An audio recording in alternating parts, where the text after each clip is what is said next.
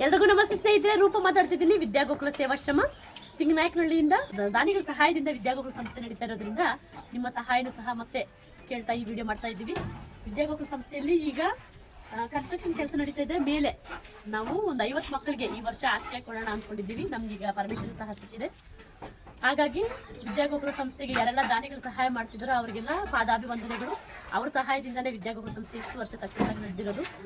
ಈಗ ಒಂದು 3 ಟಾಯ್ಲೆಟ್ಗೆ ನಮಗೆ ದಾನಿಗಳ ಸಹಾಯ ಸಿಕ್ಕಿದೆ. ಇನ್ನೂ 3 ಟಾಯ್ಲೆಟ್ಸ್ ಕಟ್ಕೊಳ್ಳೋಣ ಅಂತಿದ್ದೀವಿ.